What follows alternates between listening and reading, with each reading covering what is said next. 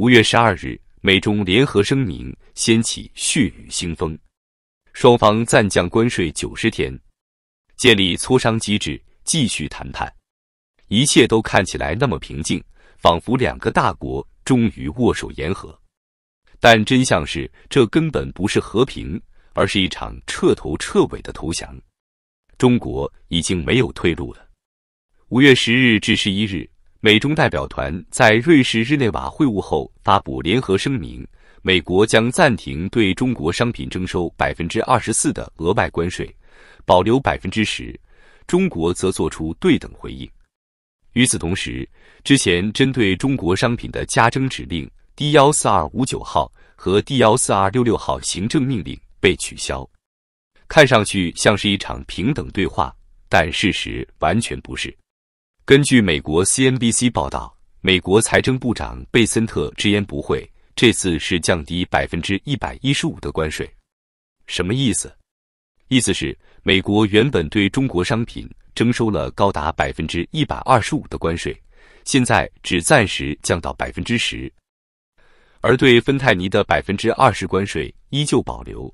也就是说，中国商品仍将面临至少30%的重税。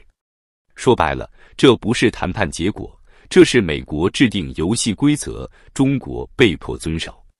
这不是平等协商，是居高临下的安排。而北京同意了，这说明什么？说明中国撑不住了。中国已到临界点，出口断崖，投资出逃，内需崩塌，三重暴击下，北京根本没有选择。我们来看看最直接的数据。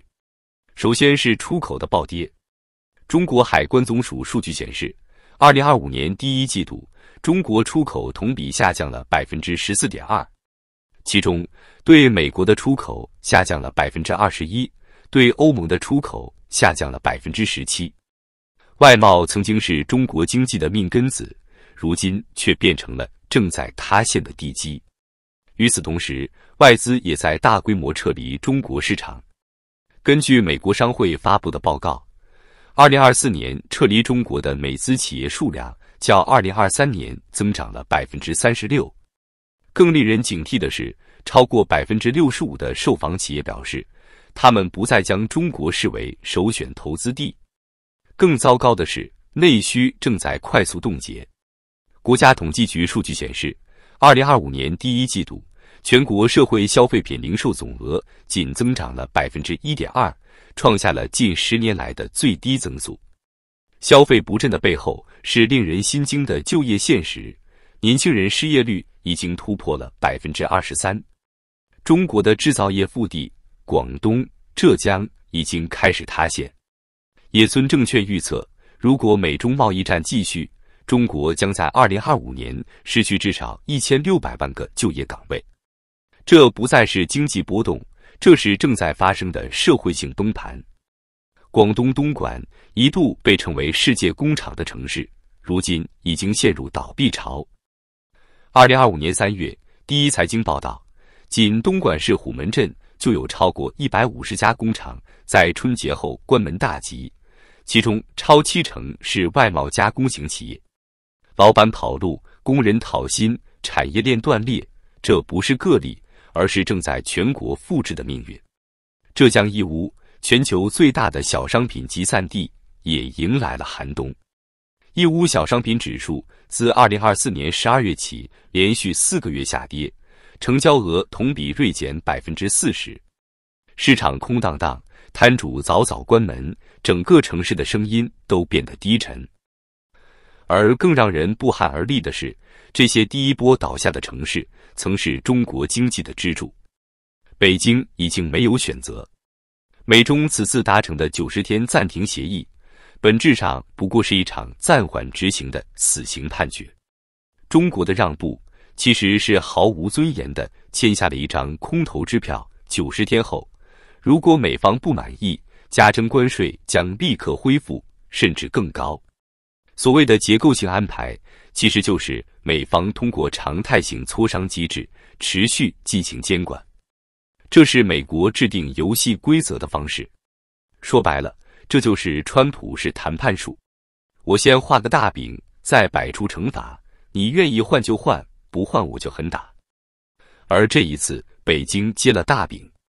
不仅如此，中国还承诺取消一系列非关税报复措施，包括技术审查、审查中资在美企业、人才签证限制等等，几乎是单方面妥协。你以为这是谈判？这是低头，是妥协，是退让，是我已经没得选了。双方设定90天磋商期，实质上只是把问题推迟。所有结构性问题，市场准入、国企补贴、技术转让，一个都没解决。也就是说，这次联合声明解决的只是最容易谈的那一部分。90天后，如果谈不成，美国有权立刻恢复34%对等关税、20%芬太尼关税，甚至重新加征125%的报复性关税。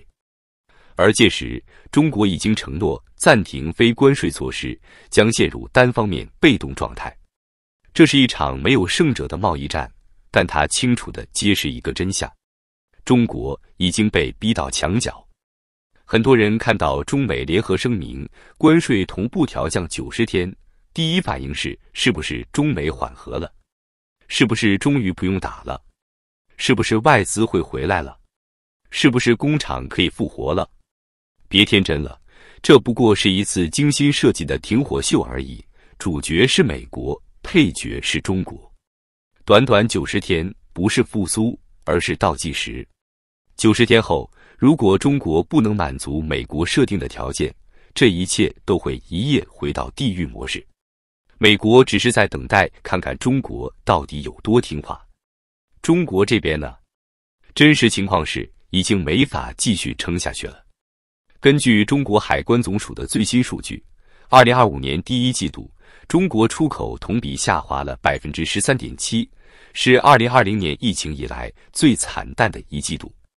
其中，出口美国同比大跌21.3%，出口欧盟下降17.6%。出口就是中国制造业的命根子，而制造业是中国1/3就业人口的饭碗。一旦出口熄火，就是工厂停摆、工人失业、城市沉没、家庭断粮。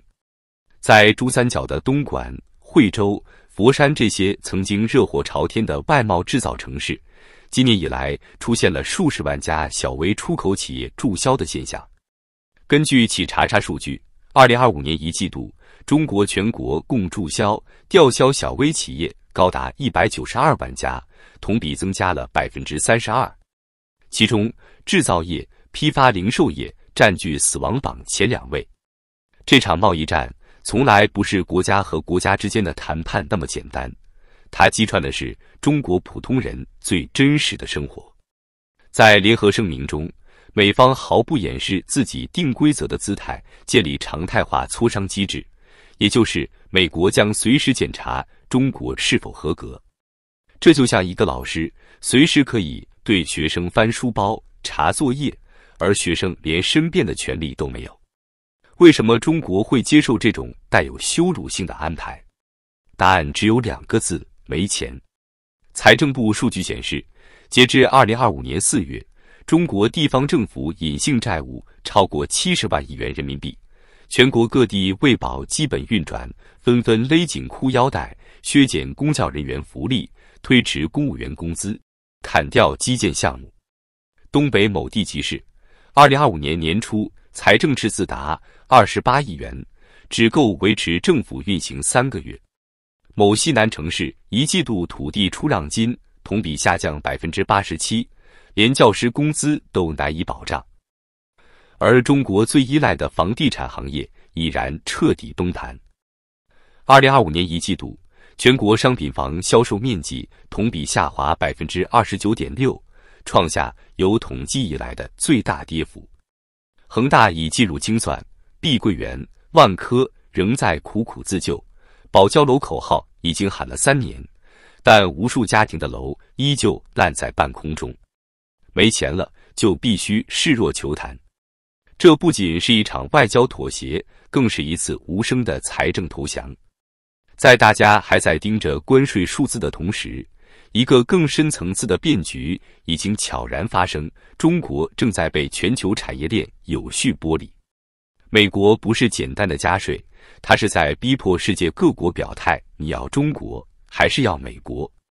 根据日经新闻的调查，2024年至今，已有320家日企将供应链从中国转移至东南亚和印度。越南工厂制造 iPhone 数量首次超越中国。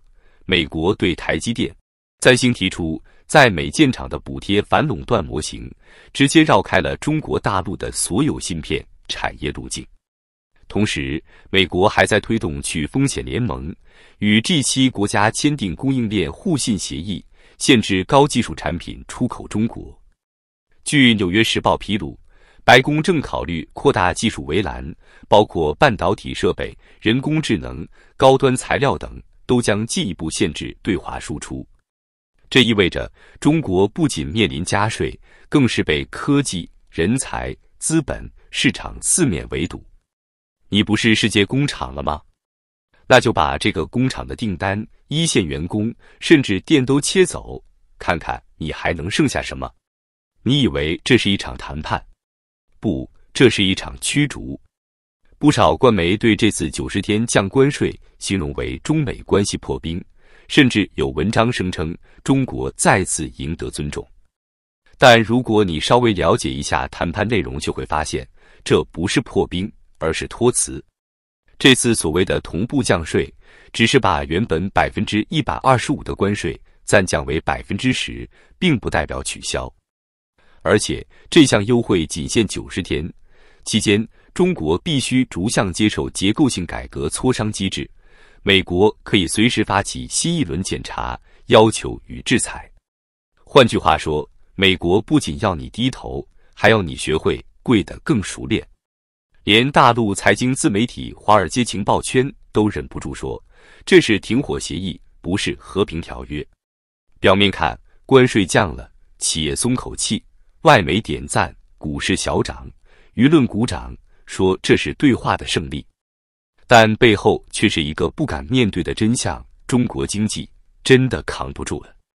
根据彭博社追踪的国际资本流向数据，2024年全年，中国从海外资本市场净流出高达1460亿美元。2025年第一季度，外资机构持有的中国国债连续第3个月下降，总规模回到2020年疫情前水平。这是市场真实的投票，他们不信中国经济会恢复。他们用脚投票，撤出资金，转移产线，切断链条。中国的问题不在于是不是赢了这场谈判，而是即便赢了，又能多撑几天。当整个国家的增长模式建立在出口制造、地产、财政补贴这一串骨牌上，只要美国动一根指头，就能让你从头垮到底。美国在制定游戏规则，而中国已经被迫成为这场游戏的玩家之一。可悲的是，这个游戏的规则不是中国定的，终点也不是中国选的，唯一能做的是在90天里拼命挣扎，祈祷不被踢出牌桌。这是一次国家层面的权力让渡，是一次制度层面的结构投降，更是一场人民难以承受的经济试炼。愿每一个还在工厂加班的中年人，还在等楼交付的年轻家庭，还在创业路上苦苦坚持的小企业主，都能熬过这场被迫的游戏。因为我们知道，下一次谈判可能连喘息的机会都不会有了。